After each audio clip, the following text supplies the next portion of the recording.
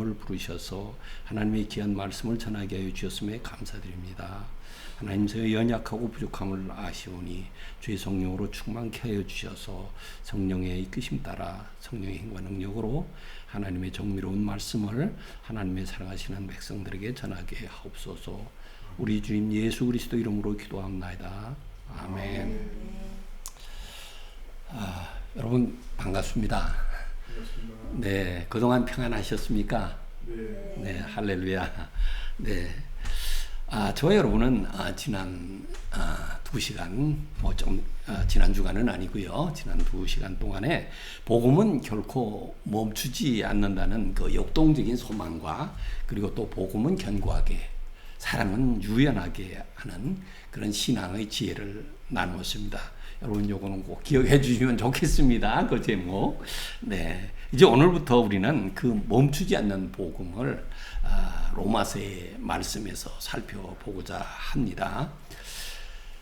그 영국 성경 번역의 아버지라 불리는 그 윌리엄 틴데일이라는 분이 계셨는데요.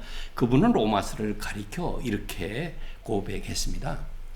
로마서는 신약 성경의 가장 탁월한 부분이며 가장 순수한 기쁜 소식이다. 또한 성경 전체로 우리를 이끄는 빛이며 그 진리 안으로 들어가는 길이다. 이런 귀한 말씀을 남겼더라고요. 참 귀한 것 같아요. 그래서 우리가 지금 이 시대에도 그분의 말씀을 참조하고 있지 않습니까? 이렇게 귀한 그리고 감동적인 고백을 하게 된 그분, 그 틴데일이 성경을 영어로 번역하면서 깨달은 것은 과연 무엇일까요? 아마 그것은 복음이라는 그분의 고백 속에서 알 수 있듯이요. 복음이라는 빛을 들지 않고 성경을 읽는 것은 마치 전등 없이 밤의 숲을 걷는 것 같다는 사실입니다. 성경을 읽을 때 우리가 복음으로서, 즉 이제 복음은 좀 이따가 점점 더 얘기하게 되겠는데요. 복음의 빛을 들지 않고 성경을 읽으면 우리가 전등 없이 캄캄한 숲, 깊숙한 숲을 걷는 것 같다. 이러한 이야기를 한 것 같습니다. 그렇습니다. 복음은 우리를 성경이라는 진리의 숲으로 안내하지요. 그래서 그 안의 모든 약속이 나를 향한 하나님의 사랑임을 보게 만드는 인도자인 줄 믿습니다. 이제 그러한 믿음으로 오늘 로마서 말씀을 통해 우리를 성경의 중심으로 이끄는 복음의 빛이 여러분의 인생길을, 그리고 저의 인생길을 환히 밝히고 또 막힌 담을 허무는 은혜가 있기를 주님의 이름으로 간절히 축원합니다. 아멘. 일본어로서는 복음의 전달자 큰 일본인데요. 1절에서 볼 수 있는 내용이에요. 우리 1절 준비가 된 것 같은데요. 우리 같이 읽을까요? 시작. 예수 그리스도의 종 바울은 사도로 부르심을 받아 하나님의 복음을 위하여 택정함을 입었으니. 아멘. 이 말씀 속에서 사도 바울은 자신을 세 가지 측면으로 소개하고 있습니다. 1절이죠. 로마서의 1장 1절이니까 로마서의 서문으로서 이렇게 시작을 하고 있는데 그는 자신을 먼저 소개를 하는 것이에요. 이는 단순히 자신의 경력을 자랑하는 것이 아닙니다. 자신이 전하는 복음의 빛이 얼마나 권위 있는지를 드러내기 위해서 자신을 철저히 낮추고 구별하는 아주 진실한 고백입니다. 이제 그것을 조금 더 자세히 보면, 첫째, 그의 신분에 대해서 말하고 있습니다. 그의 신분은 예수 그리스도의 종이라는 것입니다. 오늘 말씀 기도하면서도 목사님께서 우리도 하나님께 부르심을 받은 자입니다 하는 기도를 해주셨는데 참 감동이 오더라고요. 그렇습니다. 이 사도 바울도 하나님께 부르심을 받았는데 그는 자신의 신분을 그리스도의 종이라 얘기하고 있죠. 근데 여기서 종이라 한 것을 헬라어로는 둘로스라고 하더군요. 그 둘로스라는 말은 사실 현대 사회에서도 많이 쓰이고 있어요. 예컨대 교회 이름, 그리고 또 찬양단, 찬양 잘하는 그런 찬양단들 있잖아요. 찬양단의 이름, 또 이렇게 선교를 위해서 나아가는 그 선교소는 이름, 그리고 많은 기도회나 또 성경 공부 같은 그러한 모임 등에서 이름으로 쓰이고 있더라고요. 그들이 그러한 이름을 그들의 교회나 또 찬양단 이름이나 선교선의 이름이나 그리고 기도회나 성경 공부 그 이름에 쓸 때에 그것은 아주 거룩하고 또 영광스러운 일꾼들을 소망하는 그런 마음을 담은 것 같습니다. 그렇지만 당시 이 로마서가 쓰여지는 당시 로마 사회에서 이 단어는 그러한 일꾼이 아니라 단순한 일꾼이 아니라 소유권이 박탈된 노예를 뜻했습니다. 여러분들 잘 아시다시피 노예는 자신의 의지가 없지 않습니까? 주인이 가라고 하면 가야 되죠. 그리고 서라고 하면 서야 되는 어떻게 보면 존재 없는 존재입니다. 바울이 자신을 그럼에도 불구하고 바울이 자신을 그리스도의 노예라고 부른 것은 그의 이러한 고백이에요. 나는 이제 내 마음대로 사는 자가 아닙니다. 나를 핏값으로 사주신 예수 그리스도께 완전히 귀속된 자입니다. 그러한 선언이 되겠습니다. 그러면 여러분, 우리가 갈망하는 자유는 진짜 자유는 어디에서 얻어야 된다고 생각할 수 있겠습니까? 그 바울에게서 볼 수 있어요. 바울은 스스로 주님의 노예가 됨으로써 비로소 세상을 이기는 진짜 자유인이 되었습니다. 그것은 우리에게도 마찬가지입니다. 우리가요, 내 인생의 주인 노릇을 하느라고 지치고 상한 마음을 갖게 되지요. 그렇지만 지치고 상한 마음을 우리가 내려놓고 우리를 위해 그분의 목숨까지 내어주신 선하신 주님 예수 그리스도께 나를 온전히 맡길 때 우리에게도 진짜 자유가 시작됩니다. 여러분, 오늘 말씀을 통해서 이 진짜 자유를 누리는 그러한 시간이 되기를 또 모두가 되시기를 예수님의 이름으로 축복합니다. 아멘. 그래서 살펴보는 둘째, 이제 바울의 고백 중에서 그가 누구인지 그의 직분 얘기가 나오는데 그의 직분은 사도로 부르심을 받은 자라는 것입니다. 종은 주님 앞에서 아주 낮은 신분, 그것을 얘기를 하고 있습니다. 그가 종이라고 얘기할 때 나는 주님 앞에서 아주 낮은 자입니다. 이렇게 얘기하는 것이고요. 사도는 세상을 향해서 볼 때에 아주 높은 권위를 얘기를 하고 있습니다. 또 그뿐만 아니라 또한 사도는 주님께 직접 위임을 받아 보냄을 받은 주님의 대리인이지요. 그래서 바울은 말합니다. 자신이 다메섹 도상에서 부활하신 주님을 만났는데 그때 그 주님으로부터 직접 보냄을 받은 자라고 이 로마서에서는 다 지금 보이지 않고 있지만 다른 성경을 보면은 그렇게 밝히고 있어요. 그래서 자신이 전하는 메시지가 개인의 의견이 아닌 주님의 권위 있는 명령임을 로마에 있는 로마 교회에다가 편지를 쓰면서 얘기를 하고 있습니다. 지금은 이 사도 바울이 우리가 의심 한 점 가질 수 없는 훌륭한 사도로 우리가 여기고 있지만 그 당시에는 이 사도 바울 자신은 상당한 진통을 겪고 있을 때였습니다. 로마 교회나 또는 사도들로부터 간혹 의혹의 눈초리를 받곤 하던 분이었죠. 그래서 로마 교회에 그가 자신을 잘 자신을 변호를 해야 되는 그러한 입장에 있었어요. 그래서 지금 그는 이렇게 얘기를 하고 있는 것이죠. 여러분, 우리도 종종 마찬가지일 때가 있습니다. 우리는 하나님 앞에 분명히 겸손한 종이어야 합니다. 그리고 아울러 이 어두운 세상을 향해서는 복음을 전할 권위를 가진 사도적 사명자임을 우리가 굳게 믿고 이제 굳게 서야 하겠습니다.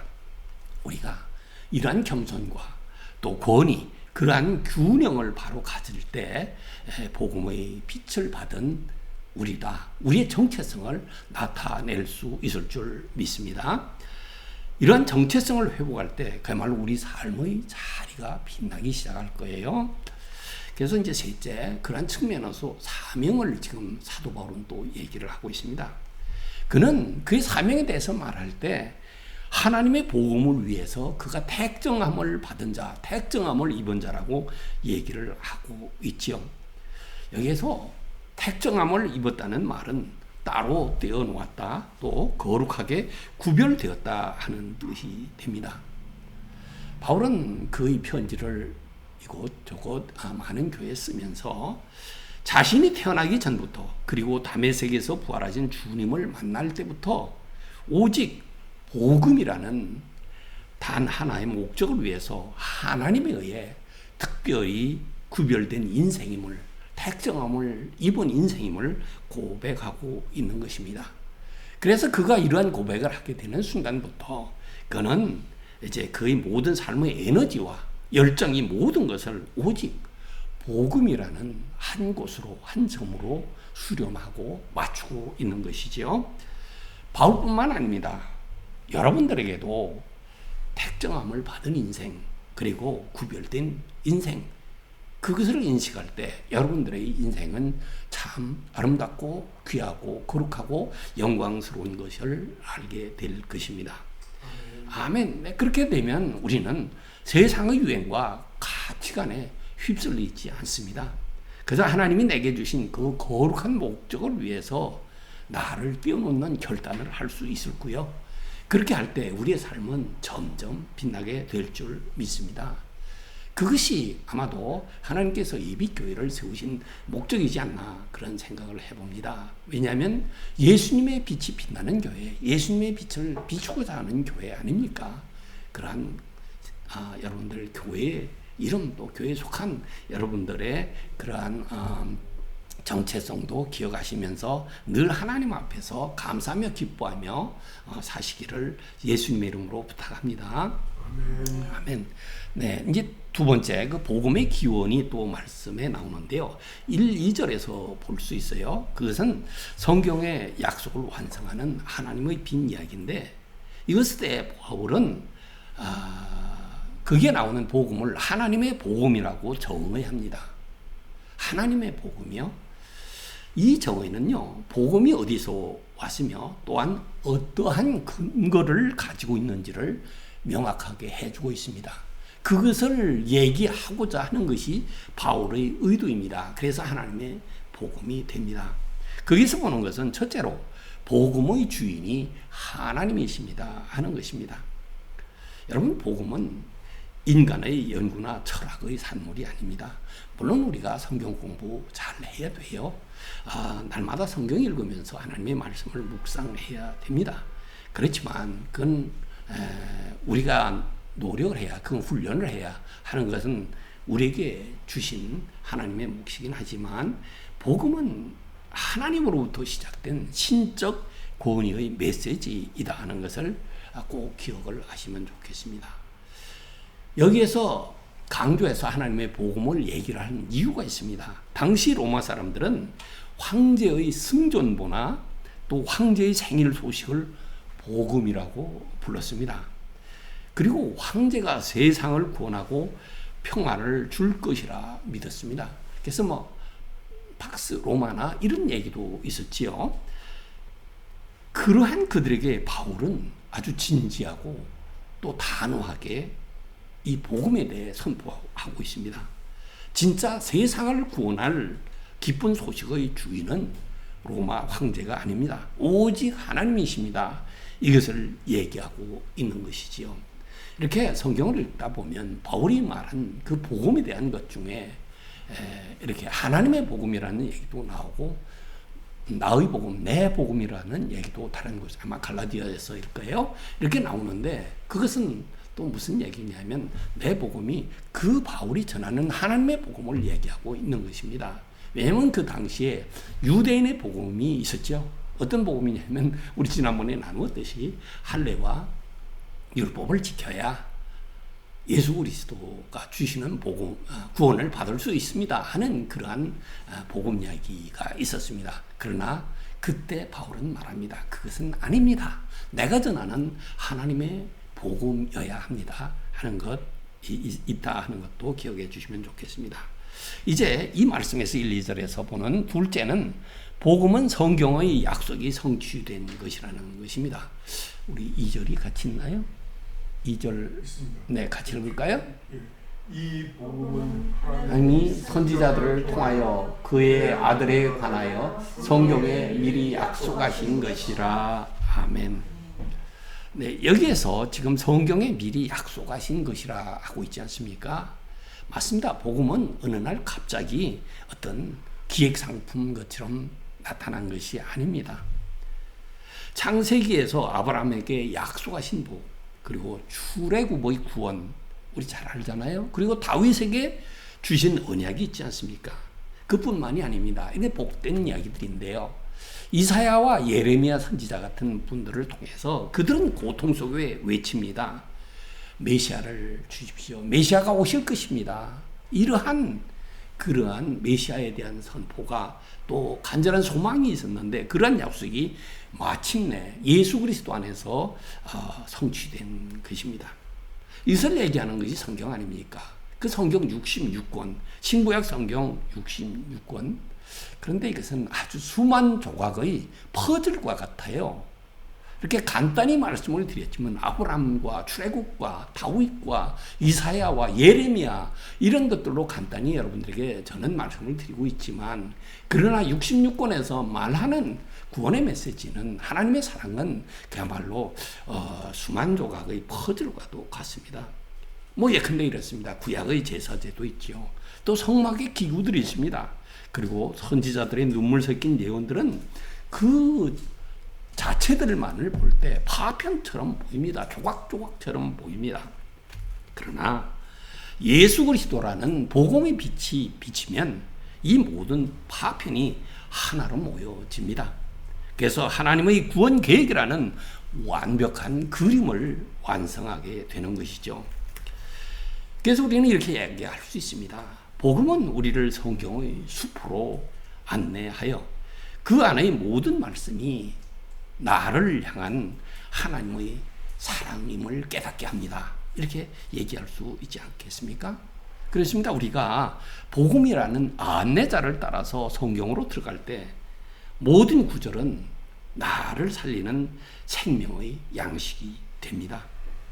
이제 그것을 조금 더 세 번째 3번인데 복음의 핵심에서 좀 더 알 수 있어요. 3, 4절에서 보는 것인데요. 3, 4절 기록이 없죠? 우리 3, 4절 같이 한번 읽을까요? 시작. 그의 아들에 관하여 말하면 육신으로는 다윗의 혈통에서 나셨고 4절이요? 죄송합니다. 네, 시작. 성결의 영으로는 죽은 자들 가운데서 부활하사 능력으로 하나님의 아들로 선포되셨으니 곧 우리 주 예수 그리스도시니라. 아멘. 네, 여기 조금 더 말씀드리겠습니다. 복음은 추상적인 이론이 아니라는 것입니다. 복음은 살아계신 인격. 우리가 복음 얘기할 때 사실 좀 추상적이지 않습니까? 그렇지만 우리가 거기에서 좀 더 와야 되겠어요. 뛰어넘어야 되겠어요. 무엇이냐면 살아계신 인격, 바로 예수 그리스도다 하는 것이지요. 그렇다면 우리가 복음의 등불을 들고 성경을 읽을 때 이런 얘기가 말이 되지 않습니까? 네, 그런 예수님, 말씀이 육신이 되어 오신 예수님께서 우리 안에 계실 때 그 복음 가지고 우리는 성경을 읽을 수 있고 우리 인생의 길을 갈 수 있는 것이죠. 그래서 이것을 위해 바울은 이 말씀에서 3, 4절에서 예수님이 누구신지를 두 가지 그 놀라운 대조를 통해서 설명을 하고 있습니다. 첫째, 그것은 육신으로는 다윗의 혈통에서 나셨다는 것입니다. 예수님의 인성을 얘기하고 있어요. 그렇습니다. 예수님은 우리가 똑같은 인간의 몸을 입고 인간의 역사 속에 오셨습니다. 특히 그 다윗의 아들이라는 표현이 있는데요. 이것은 구약의 선지자들이 예언했던 인정된 메시아의 칭호 얘기입니다. 그 사무엘하 7장에서 하나님이 다윗에게 약속하셨던 영원한 왕위가 예수님을 통해 성취된다는 얘기가 나오는데 우리 화면 보고 같이 읽을까요? 시작. 내 집과 내 나라가 내 앞에서 영원히 보존되고 내 왕위가 영원히 견고하리라 하셨다 하라. 아멘. 이때 이게 사무엘서 7장 16절에 나오는 말씀인데요. 하나님이 다윗에게 이렇게 약속을 하신 것입니다. 그래서 이것이 성취가 되는 것이에요. 예수님이 육신으로 오셨다는 것은 우리에게 말할 수 없는 위로를 줍니다. 하나님은 약속하시고 그 약속을 지키시는 분이다 하는 것이 첫 번째 위로가 될 것 같아요. 또 그뿐만이 아닙니다. 예수님이 그냥 하나님으로 신성으로만 오셨다면 좀 달라질 것 같아요. 그렇지만 예수님은 우리들의 그 몸을 입고 오시지 않았습니까? 그래서 예수님은 우리 인생의 고단함을 아십니다. 배고픔도 아십니다. 그리고 눈물도 아십니다. 때로는 우리가 배신당할 때도 있잖아요. 그러한 아픔도 아십니다. 그리고 아까 우리 목사님 기도해 주셔서 감사합니다만 이 육체의 고통, 육체의 연약함도 우리 예수님은 직접 겪으셨다고요. 그렇기 때문에 우리는 복음은 이렇게 얘기할 수 있어요. 보좌 위에서 내려다보는 소리가 아니라 오늘 우리의 삶의 현장으로 직접 찾아와 주셔서 그리고 우리 곁에 앉으셔서 우리에게 그분의 사랑을 베풀어 주시는 따뜻한 체온의 소식이다 하는 것이죠. 그래서 바울은 나중에 얘기해요. 지금 로마서 1장이잖아요. 10장에 가면은 우리가 하늘에 올라가서 예수님을 그리스도를 모셔 내려올 필요도 또 온부에 내려가서 예수님을 그리스도를 모시 올릴 필요도 없습니다. 우리가 수고할 필요가 없습니다. 왜냐하면 구원이 그 복음이 예수 그리스도가 우리 안에 이미 와 계십니다. 우리의 입에 우리의 마음에 와 계십니다. 이렇게 얘기를 하고 있는 것이죠. 그렇게 우리 안에 찾아와 계시는 그 예수 그리스도 그걸 믿는 믿음으로 우리는 살 수 있는 것이죠. 그렇습니다, 여러분. 우리들도 그 성육신 하신 이제 사람으로 오신 예수 말입니다. 성육신 하신 그 예수 그리스도를 믿음으로 우리는 오늘도 그리고 내일도 아주 영원토록 그분께서 주시는 따스한 삶을 살 수 있습니다. 그러한 예수로 인하여 따스한 삶 사시는 모두가 되시기를 예수님의 이름으로 축복합니다. 네, 아멘. 네, 그리고 지금 이 말씀에서 보는 두 번째는 성령으로 3, 4절에서요. 성령으로는 부활하여 하나님의 이름 아들로 선포되셨다 하는 것입니다. 성령으로는 부활하여 하나님의 아들로 선포되셨다. 신성 얘기예요. 아까 다윗의 아들은 인성에 대한 얘기라고 그랬잖아요. 지금은 이제 신성 얘기인데요. 예수님은 이 땅에 오셔서 십자가에 죽으셨습니다. 그렇지만 그 죽음으로 십자가의 죽으심으로 끝나지 않았습니다. 4절은 그분이 죽은 자들 가운데서 부활하여 능력으로 하나님의 아들로 인정되셨다고 말합니다. 그래서 부활은 예수님이 단순한 위대한 도덕적 스승이 아니고 죽음의 권세를 깨뜨린 창조주 하나님의 아들이시다는 것을 온 우주에 선포하고 있는 말씀이 되는 것이죠. 여러분, 여러분의 삶에 죽음과 같은 절망은 없습니까? 우리가 아무리 두드려도 열리지 않는 굳게 닫힌 문은 없습니까? 아마도 많을 것입니다. 그렇지만 여러분, 그럴 때라도 부활의 능력을 믿으십시오. 무덤 문을 열고 나오신 예수님께서 그 예수님의 그 빛이 여러분의 캄캄한 인생의 방을 비출 때 우리를 뒤덮고 있는 우리에게 엄습해 오는 절망과 사망의 어둠은 물러가고 희망과 생명의 문이 열리게 될 줄 믿습니다. 아멘. 그렇기 때문에 하나님의 아들이 주시는 복음은 이론이 아닙니다. 오늘 내 삶을 변화시키는 내 삶에 진짜로 적용이 되는, 그래서 내가 예수님을 인격적인 예수님을 만났다고 말할 수 있게 하는 구원의 능력이기 때문에 그런 것을 꼭 기억하시기 바랍니다. 이제 네 번째는 복음의 범위와 목적 이야기인데요. 그게 5절에서 볼 수 있어요. 5절에서 보는 것은 이 복음의 빛이 바울 한 사람을 넘어서 그리고 이스라엘이라는 국경을 넘어서 온 세상을 향해 뻗어나가는 것을 볼 수 있습니다. 그러므로 첫째 복음은 모든 사람을 위한 것이다 하는 것을 얘기하고 있습니다. 바울도 얘기합니다. 자신이 사도의 직분을 받은 이유가 모든 이방인 중에서 모든 이방인을 위해 복음을 전하기 위함이라고 곳곳에서 말하고 있습니다. 그렇습니다, 여러분. 복음에는 차별이 없습니다.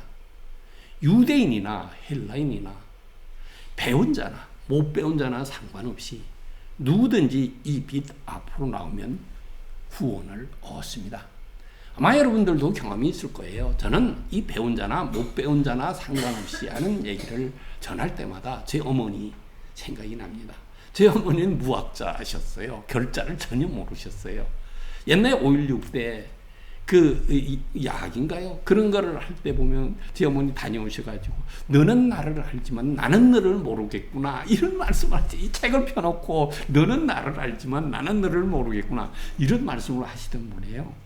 근데 예수님을 영접하더니요 찬송을 하십니다. 성경을 읽습니다. 이게 놀랍지 않습니까? 하나님의 역사는 이렇더라고요. 저는 이런 것을 경험했던 사람입니다. 그래서 우리가 이제 복음하면 예수님, 인격적이신 예수님 이렇게 생각을 하면 복음이 새로워지지 않습니까? 그래서 이 복음은 나눌수록 더 커지는, 더 넓어지는, 더 풍성해지는 그러한 속성을 가지고 있다는 것 우리가 꼭 기억해야 되겠습니다. 그렇기 때문에 우리는 이제 아까 말씀에서도 그랬지만 우리 부르심을 받은 자 아닙니까? 그래서 우리는 부르심을 받은 자답게 내가 만난 그 나에게 와 계신 그 빛을 예수님을 이웃과 열방하게 전하면서 복의 근원이 되어야 되겠어요. 우리 만복의 근원 하나님 찬송하지 않았습니까? 어제 아브라함을 부르시고 축복하실 때 복의 근원이 되게 하리라 말씀하셨듯이 우리 또한 복의 근원이신 하나님께서 우리에게 복의 근원이 되게 하시겠다고 하신 그러한 복의 근원이 되는 모든 분들이 되기를 부탁드립니다.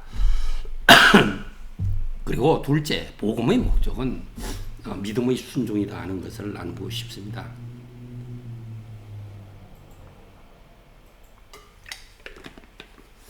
로마서의 핵심은 여러분들 잘 아실 거예요. 오직 의인은 믿음으로 말미암아 살리라 이런 말씀이 있잖아요. 그거 이제 또 다음 기회가 되면 같이 나누게 되겠는데요. 그런데요, 이 믿음을 강조하는 이 로마서 그것을 쓰는 바울은 그 믿음을 순종과 결코 떼어놓지 않습니다. 믿어 순종하게 하나니 이렇게 말씀이 쭉 이어지고 있습니다. 그래서 참된 믿음은 단순히 입술의 고백으로 끝나지 않는다 하는 것을 알 수 있어요. 여러분 우리가 길을 갈 때 지도를 가지고 가지 않습니까? 그것을 우리가 믿음이라고 할 수 있어요. 그렇지만 실제로 그 길을 갈 수 있는 것은 우리가 걸어가야 되는 것 아닙니까? 그것이 바로 순종입니다. 바로 우리에게 믿음이 있다면 하나님께서 믿음도 하나님의 은혜입니다. 그렇기 때문에 믿음을 하나님의 은혜로 받았다면 우리 또한 순종함으로써 하나님의 뜻을 이루는 하나님의 부르심을 받은 자들이 되어야 될 것입니다. 그렇게 우리가 걸어가야 목적지에 도달할 수 있지 않습니까? 한 얘기가 있습니다. 짧은 얘기인데요. 아프리카 선교의 아버지 리빙스톤이 있었는데요. 그는 그곳에서 사자에게 팔이 물리는 고통도 그리고 수십 번의 말라리아 재발 속에서도 그는 그의 걸음을 멈추지 않았습니다. 사람들이 물었어요. 왜 그렇게까지 해야 합니까? 그냥 이제 돌아오시지요. 이렇게 얘기했는데 그는 대답합니다. 주님이 가라고 하셨기에 저는 가는 것 뿐입니다. 이렇게 대답했습니다. 이것이 믿음의 순종입니다. 믿음은 내 삶의 운전대를 주님께 맡기는 것입니다. 그래서 우리는 주님이 멈추라 하시면 멈추고 가라 하시면 가는 삶 속에 주님께서 부어주시는 복음의 능력을 경험하게 되는 것이지요. 그래서 우리가 믿음의 순종을 할 때 우리 인생의 좁은 문을 넘어서 하나님의 광활한 계획 속으로 들어가는 열쇠다 하는 것 기억을 하십시다. 그래서 우리에게 그러한 것 그냥 기회가 주어지는 대로 순종을 하면 되겠어요. 큰 순종, 큰 믿음 여기까지 나가지 않아도 우리에게 주시는 순간순간마다 그동안 믿음으로 순종을 하면 하나님께서 그분의 큰 능력대로 큰 일을 이루실 줄 믿습니다. 이제 마지막인데요. 그냥 이제 복음의 그 궁극적 목표가 무엇이냐 하는 것입니다. 5절에서 6절에 나오는 것인데요. 바울이 한 문장으로 정리하고 있습니다. 그것은 그의 이름을 위하여 이렇게 정리하고 있습니다. 여러분, 우리가 왜 복음을 전합니까? 그리고 전해야 합니까? 때로는 우리가 손해를 봅니다. 그러면서 왜 우리는 주님의 말씀에 순종해야 합니까? 종종 나 이름을 내기 위해서 또는 우리 교회에 무엇을 자랑하기 위해서 하나님께서 나와 함께 하신다는 걸 얘기하기 위해서 이러한 선한 뜻으로 하기도 합니다. 그렇지만 우리는 잊지 말아야 되겠습니다. 오직 예수 그리스도의 이름만이 온 땅 위에 높임을 받게 하기 위함이다. 그것이 우리를 부르신 뜻이고 그것이 우리 교회를 세우신 뜻이고 이러한 것들을 꼭 기억을 하시기 바랍니다. 아멘. 성경도 그렇게 얘기합니다. 하나님이 예수님을 지극히 높여 모든 이름 위에 뛰어난 이름을 주셨다고 말합니다. 그래서 바울은 주님의 이름이 무시당할 때 마음 아파했습니다. 주님의 이름이 모욕당할 때 분개했습니다. 오직 예수님의 이름이 마땅히 받아야 할 영광을 받으시도록 자신의 생명을 다하는 그런 열망을 보여주었습니다. 여러분, 우리에게는 어떻습니까? 이러한 열망이 있습니까? 바울에게서 볼 수 있는 그러한 열망이 있습니까? 그냥 우리 겸손히 이렇게 하면 좋을 것 같아요.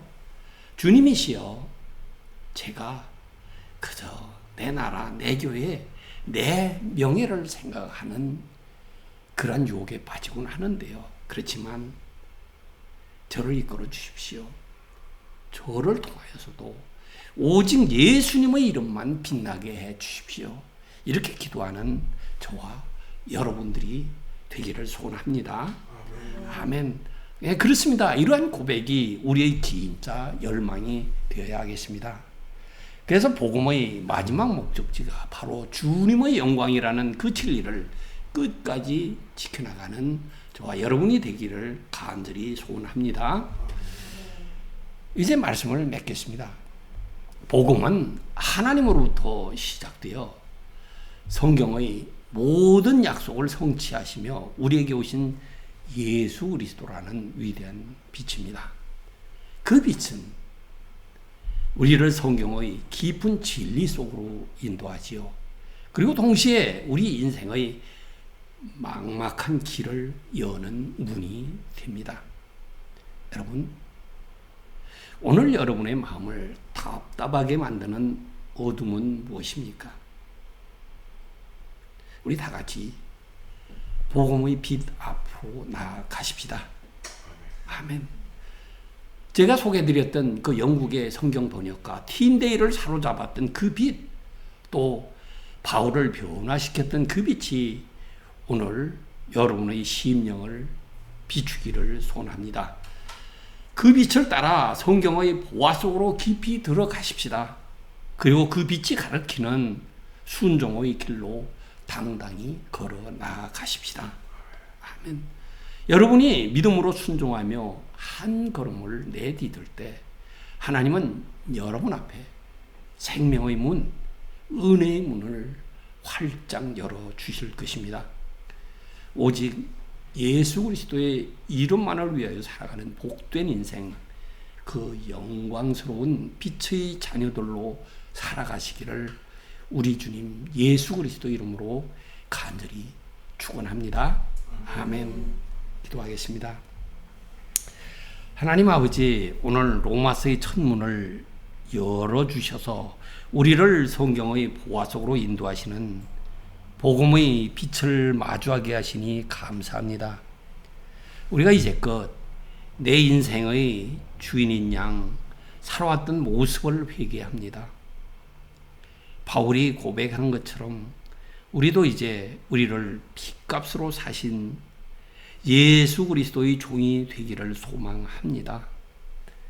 내 주장과 생각과 계획을 내려놓고 선하신 주님의 통치 아래 거하는 진짜 자유를 누리게 하옵소서. 또한 우리를 이 어두운 세상에 복음의 빛을 들고 보낸 사도적 사명자로 세워주셨음에 감사드립니다. 하나님, 우리가 늘 하나님께 예수 그리스도께 의지하여 예수 그리스도 이름만이 온 땅 위에 높임을 받는 영광을 보게 하옵소서. 우리가 그 일을 하는 하나님 기뻐하시는 일꾼이 되게 하여 주시옵소서. 우리 주 예수 그리스도 이름으로 기도하옵나이다. 아멘.